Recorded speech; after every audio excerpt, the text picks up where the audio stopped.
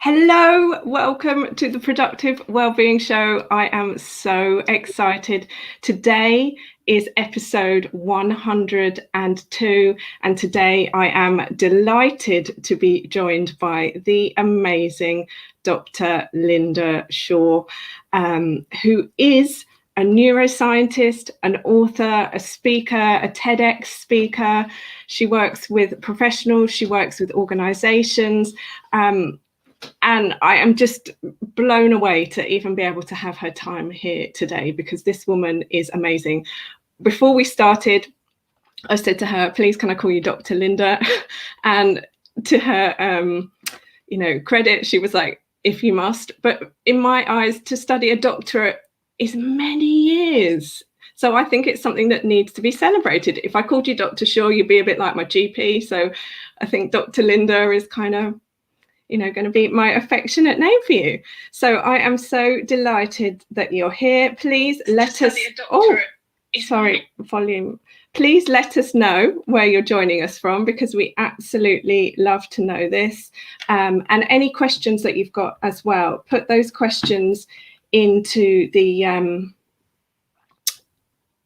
chat as we go along. Sorry, I'm just checking everybody on LinkedIn, because we're streaming to LinkedIn, Facebook, and YouTube, which is amazing with technology these days. Right, clicked out of it. Okay, bear with me 1 second.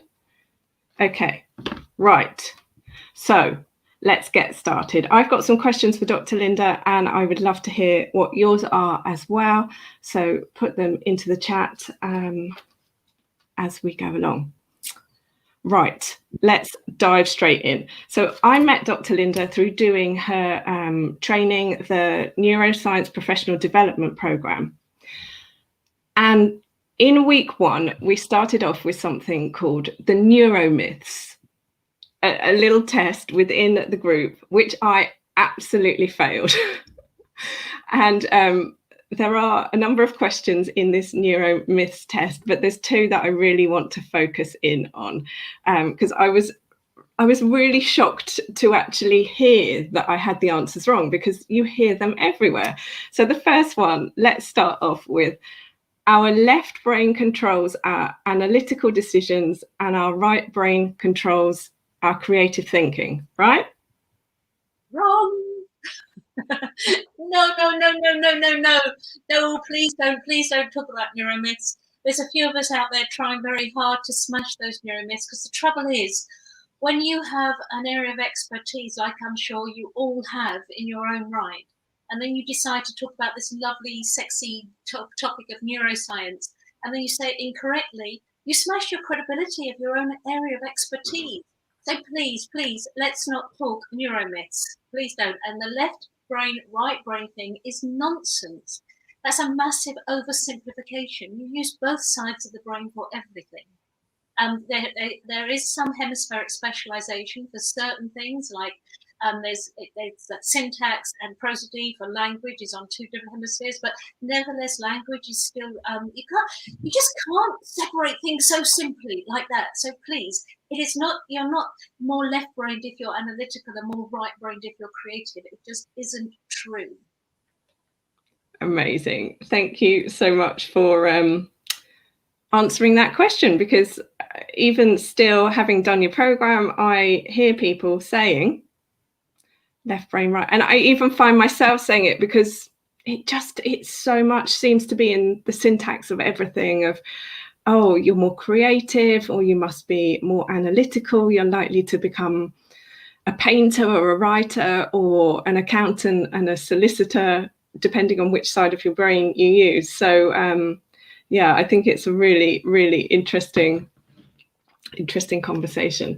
So I'm just double checking. You are all there on LinkedIn, but the comments don't seem to be showing up. So I'll be looking down at my phone to check on the questions. So please, as you're joining us, let us know where you're joining from and leave your questions in there as well. So the second myth that I failed on then, and in this, guys, I'm only doing 2 because I was really like a little bit shocked. And if you want to know more of the myths, then Dr. Lynda's going to tell you at the end how you can join her latest program.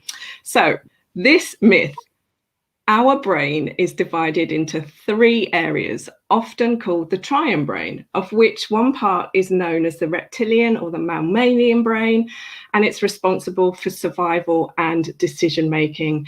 And it's the part of our brain that we've been using the most during the pandemic, right? No. No. The McLean in the 1960s came out with the model of the triune brain. It was useful at the time, but the 1960s is a long time ago now. Neuroscience is an embryonic science. It's brand new in science speak. So we are evolving and developing and growing all the time in our knowledge and our expertise in how the brain works. And I am sure the next generation of neuroimaging equipment will demonstrate so many new things that we hadn't realized with what we're using at the moment. So we constantly have to be prepared to say things like, research says, or research used to suggest, but now we know, blah. So if you're going to be talking about neuroscience, you must stay up to date. And the triune brain is a really, really old-fashioned model, and it no longer holds any water at all. So, for instance, McLean used to talk about the reptilian brain. We didn't come from reptiles. What he wanted to do was demonstrate that some of the reptilian behaviours were in the same part of in the reptile's brain or bird's brain and the human brain. It's not like that. That actually, what he was talking about was what we call these days is the limbic system, and the limbic system is far more complicated than his idea of the reptilian brain. Now, that is the whole point. Again, all of these neuromyths that come out is all about simplification because the brain is extremely complicated. It's a delicious, amazing thing that we've got in our heads, this blob that's the most complicated biological mechanism in the whole universe, or known universe. So it's amazing. So we can't simplify it like we do, but we can speak about it accurately in relevant ways for our work when we are talking about neuroscience or indeed our own area of expertise. And that's the point. So the triune brain is really, really an old-fashioned thing to think about. And I promise you, I would rather you didn't say it. So, guys, you can see why I loved Dr. Lynda's program, but also why I was in for a rocky ride.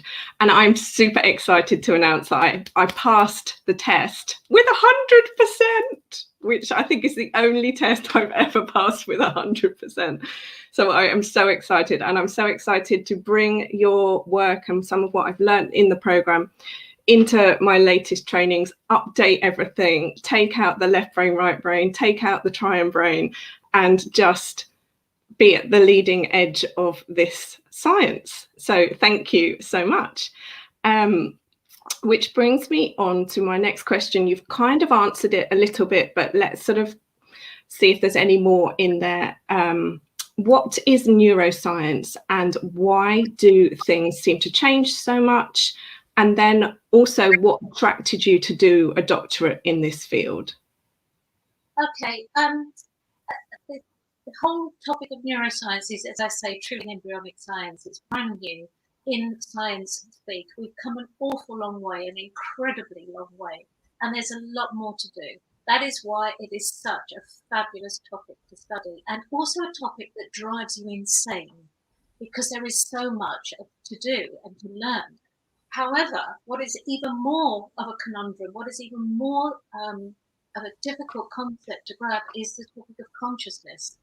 Now, I've been reading about consciousness since I was 14, and I absolutely love the subject. So when I was doing, as a mature student, I did 2 degrees, and then I discovered my professor, who was looking after me for my master's, right at the bottom of his profile in his university blurb, was that he's an expert in consciousness. I went, oh my God, please, would you supervise me in a PhD on consciousness? And that's how it began. The thing is with consciousness and neuroscience, at the moment, what we're very good at is conscious and unconscious processing, which is very different from what people think of sometimes when they talk about consciousness in terms of, some might say it's the soul, some might say it's our essence, whatever the label you wish to use.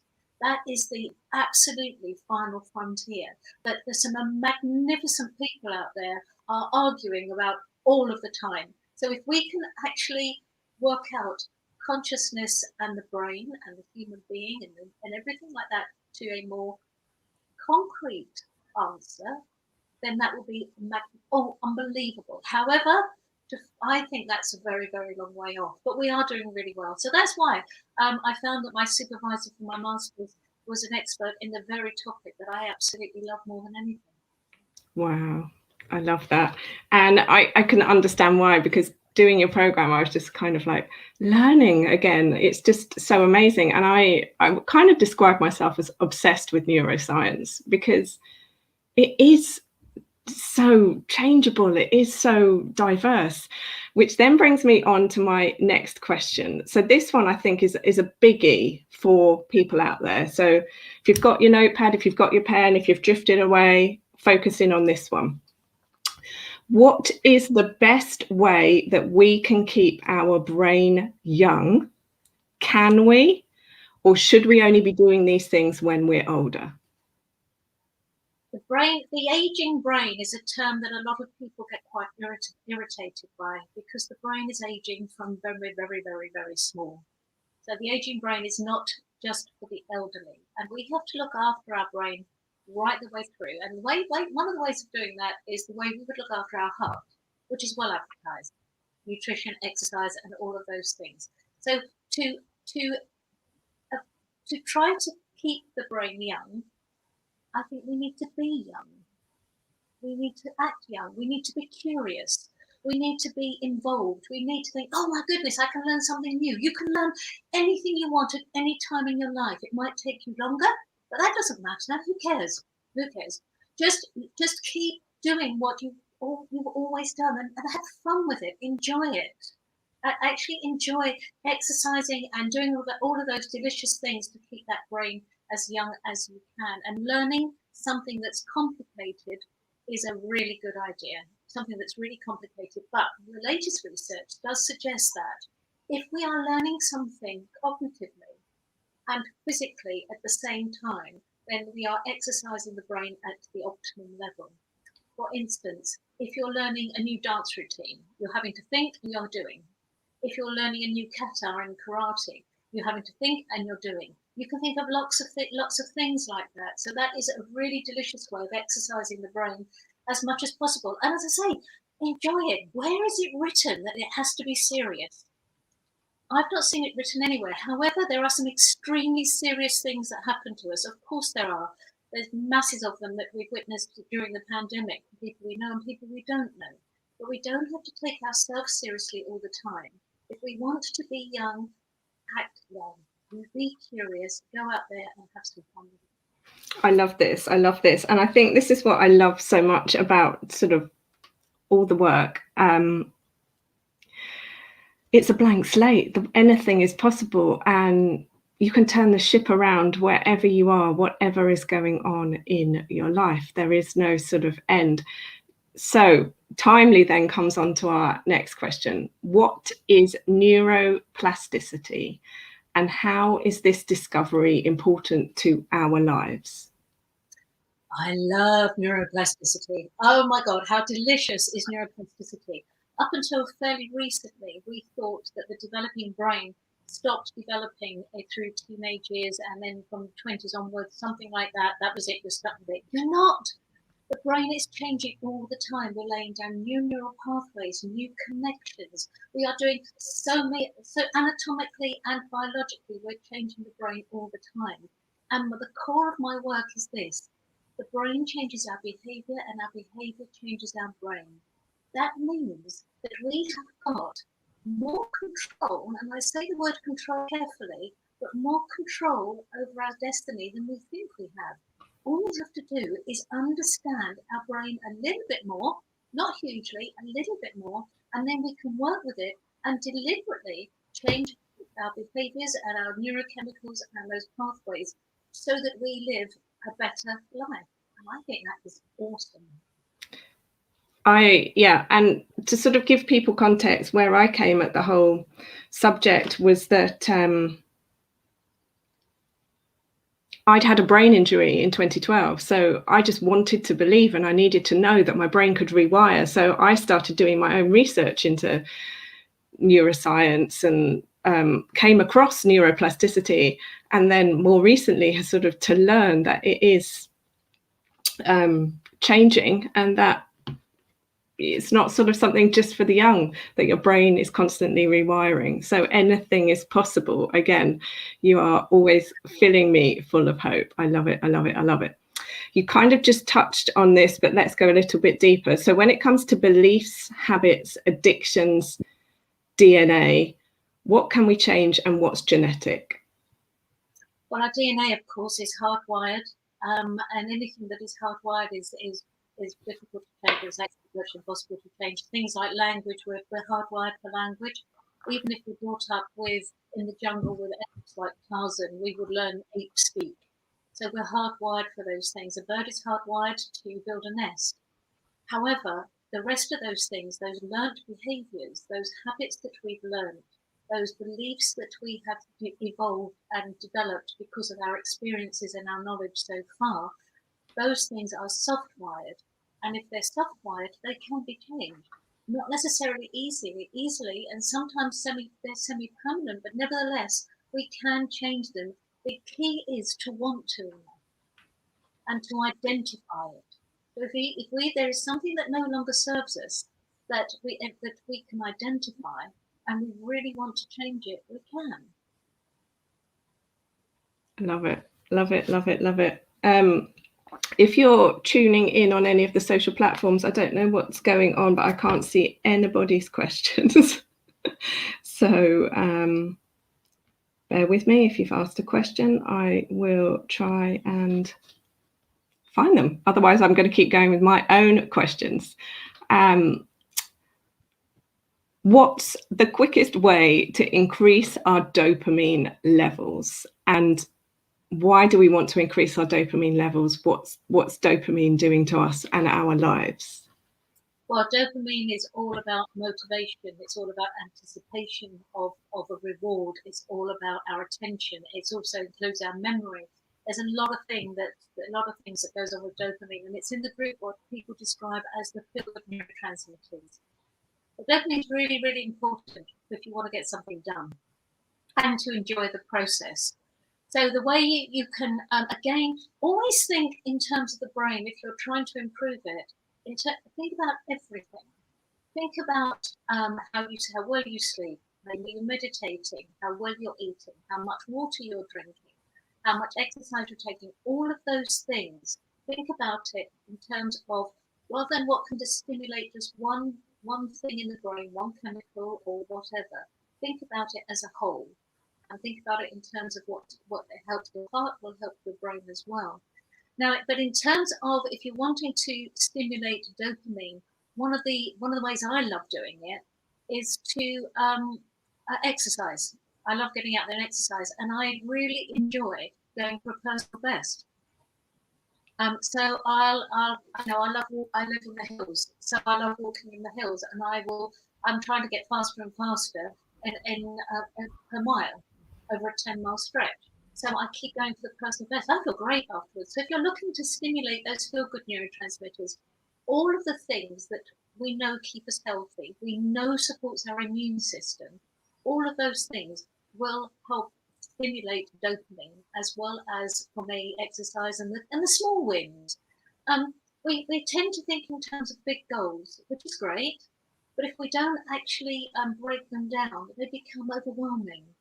They become like, oh, I just haven't got the energy, or really good to start with because the curiosity is there and all of the anticipation is there, and then you seem to fail at the first hurdle, and then you become demotivated. Dopamine secretions are decreased, so therefore we need to get some small wins. So get your situation where you are maybe going for a bigger goal if you wish. If not, go for the small goals or break down the big goals into smaller goals, and you will actually, those small wins will stimulate dopamine.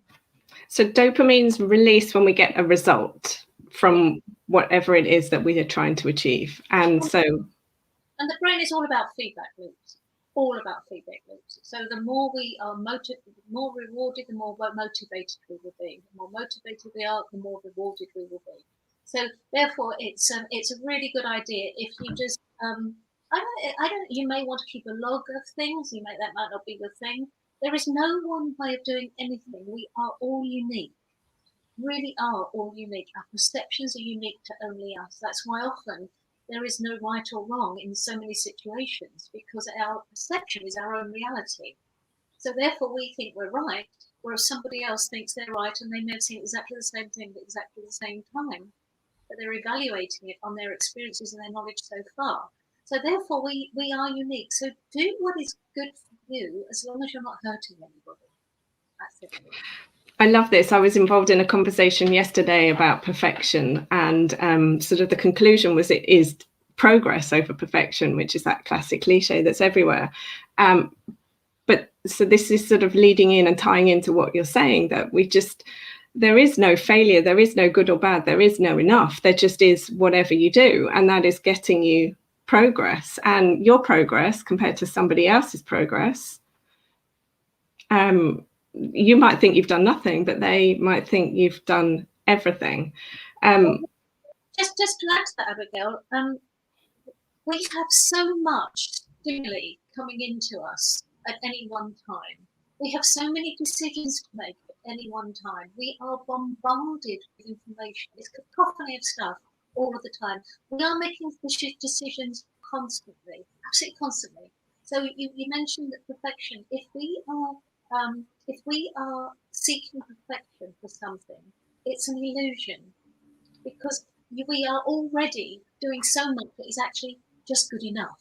Our decisions are based on what is just good enough, because we can't give our attention to every little thing we decide in any one moment. We just absolutely can't. So if we are proud of the idea that we might be perfectionists, actually it's not necessarily something to be proud of, especially if it stops you meeting a deadline, or it stops you actually fulfilling something that you said you would do because you're holding on to it.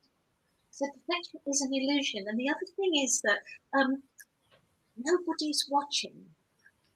You could be doing lots and lots of things, and I don't mean to say doing anything immoral or illegal or antisocial.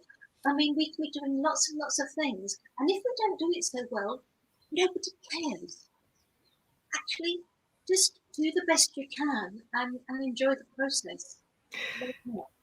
I love that. That is such a huge one. I'm just going to pick up on that.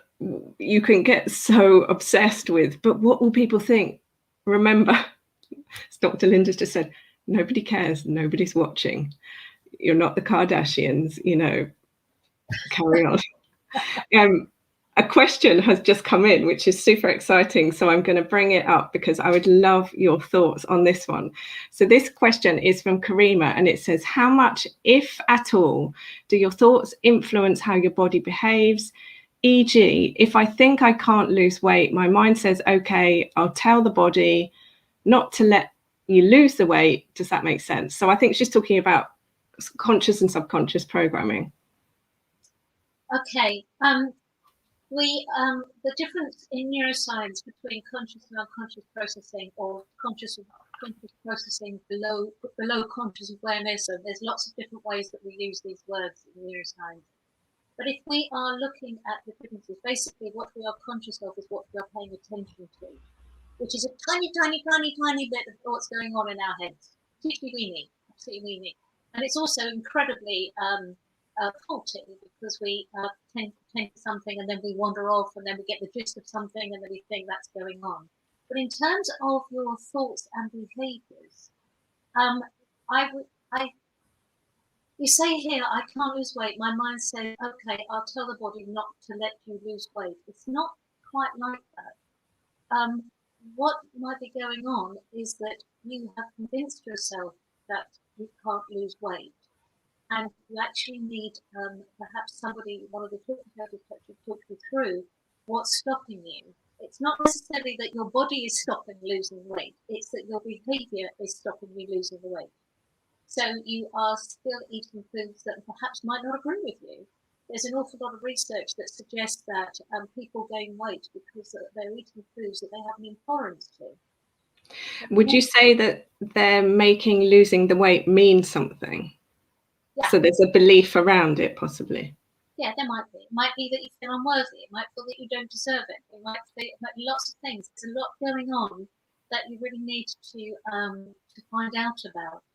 So if I take your sentence here literally, I can't lose weight. My mind says, okay, I'll tell the body not to let you lose weight.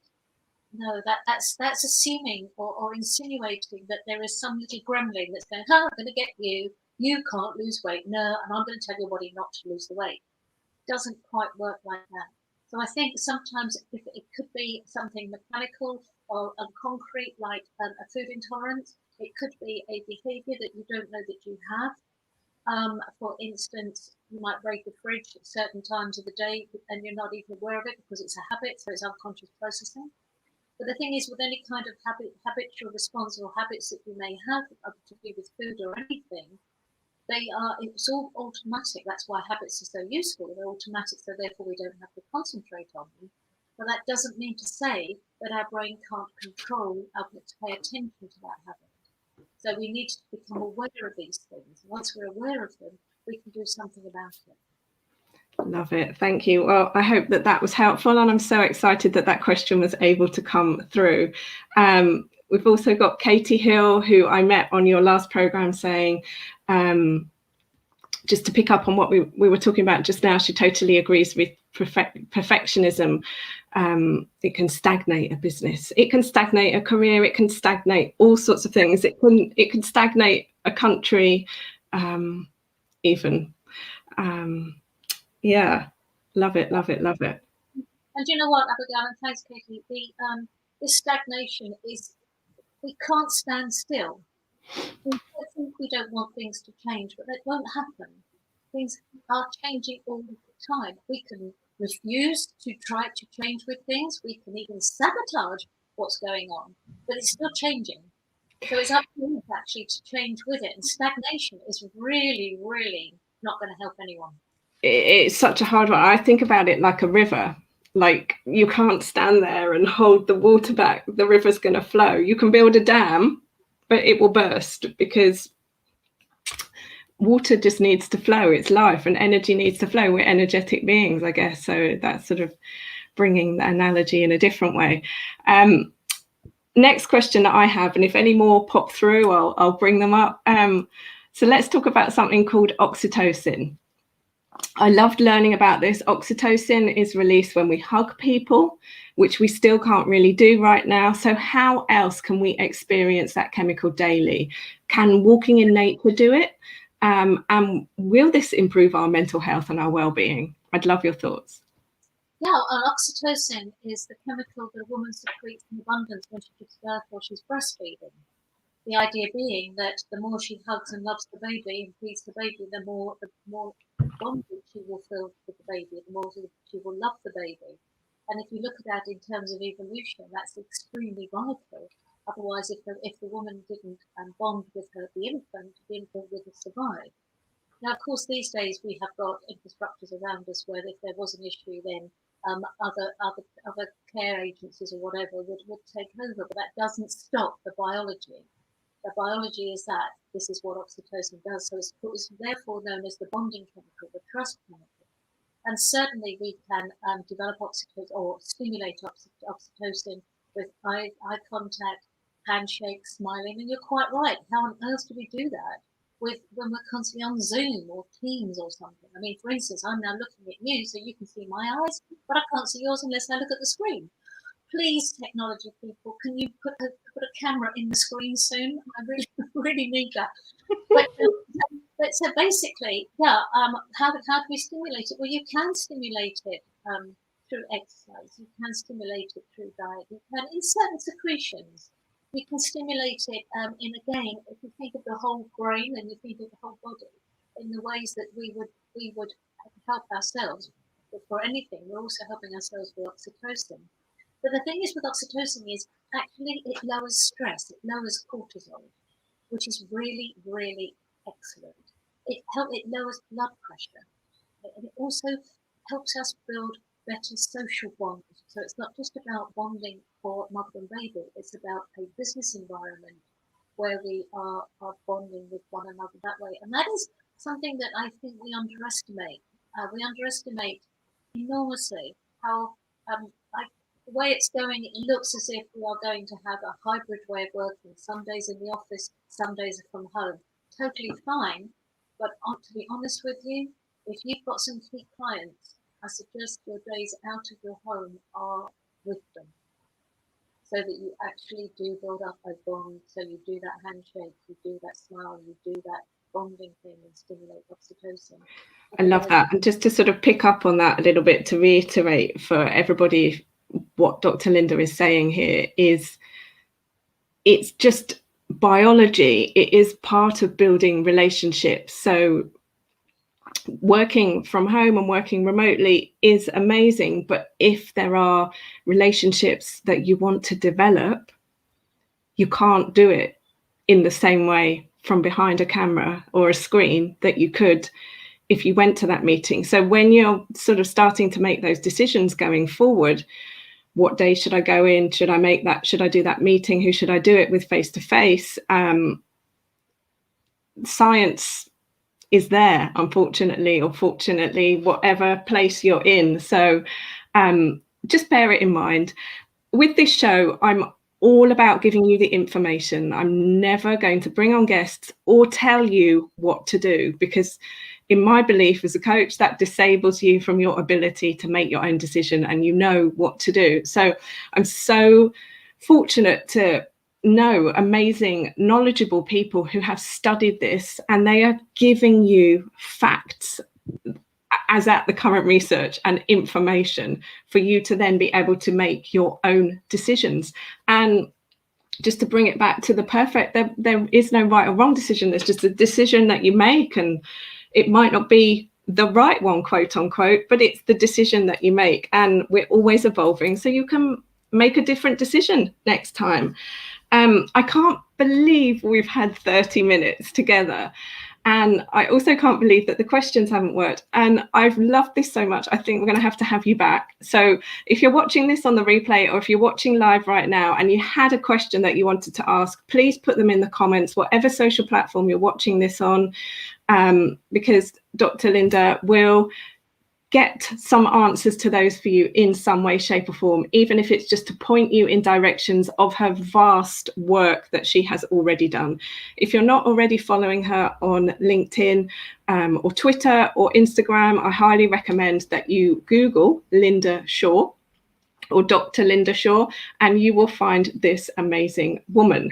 Now, let's finally finish on, please tell us a little bit more about your neuroscience professional development program. When does the next one start? Who is it for? And over to you. Where can we find out more about it? Thank you, Abigail. Well, the Neuroscience Professional Development Program has been around for a little while now, about coming up 3 years. And it's a really excellent foundation in neuroscience for people who want to talk about the brain in their professional lives, whether you work for a corporate as an employee, or whether you have your own business in any shape or form. If you want to talk about the brain or understand the brain a little bit better for yourself and understand your family, your kids, especially if you've got teenage kids, that's a good idea.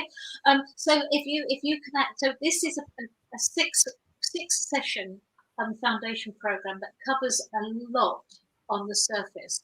And then we have what I call the Learning Lab, which is a membership program. If you want to, you then go into a deep dive once a month into one of those topics that you find particularly of interest to you, specifically to you.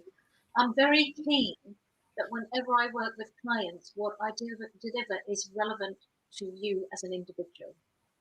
Because as I say, we're all different, we're all unique. So your needs and your wants and your desires will be very different from anybody else's. So therefore, I give a complimentary one-to-one session with everybody who completes the program as well. So that's it, the Neuroscience Professional Development Program, which can lead on to the Learning Lab if you so wish. When does the next program start? You see, you're much better at this than I am, Abigail. I forget this commercial stuff. I'm not very good at it. Okay. I've got people messaging me saying they want to do it, so I need to give them the information. And if you're watching this back on the replay, how often do you do it, or will be doing it going forward? The program runs 6 times a year.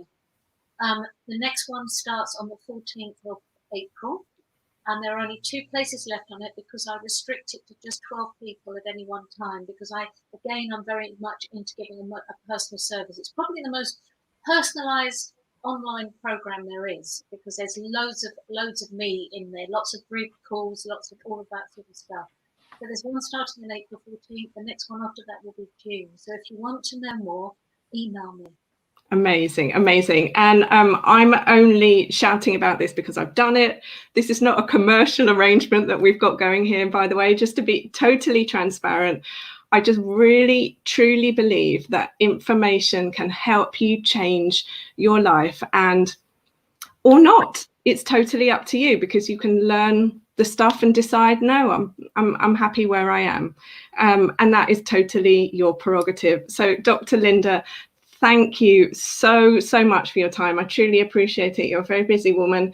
Guys, I really hope that you have had as much fun, if not more, from this session as I have. As I've said, any questions, leave them in the comments, or you're also welcome to message me on LinkedIn or any other social platform. We will be back again next Tuesday. It's every Tuesday at 11 o'clock with another guest and a conversation. So look out for who that is going to be and what we're talking about.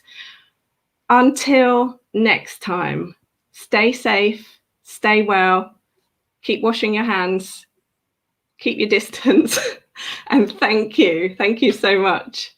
Thank you, Abigail. Thank you, everyone.